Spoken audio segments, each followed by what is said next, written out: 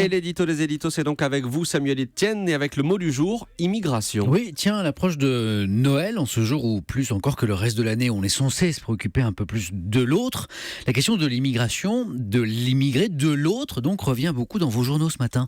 Les migrants contribuent à près de 10% de la richesse mondiale. C'est le titre de ce très intéressant article du Figaro, et c'est un cabinet américain, McKinsey, qui publie ce rapport, alors que les migrants représentent, écoutez bien, 3,4% de la population mondiale. Ils contribuent à hauteur de 9,4% du PIB mondial.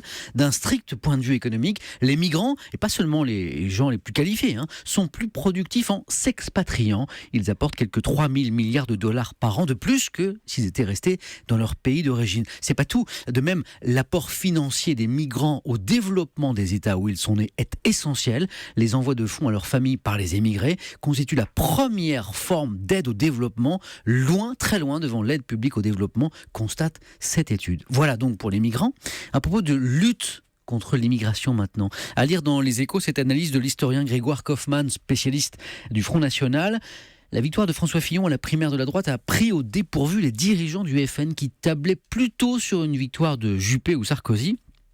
Or, Fillon chasse sur les terres des deux grandes familles électorales du FN, au sein des catholiques conservateurs, partisans de la Manif pour tous par exemple, comme parmi les partisans d'une posture plus gaullienne, souverainiste, dont la mémoire est invoquée à la fois par Philippot et Fillon.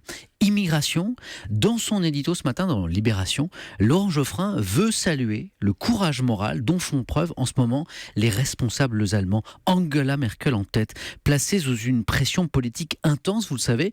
La chancelière répond qu'il n'y a pas de réponse simple au terrorisme.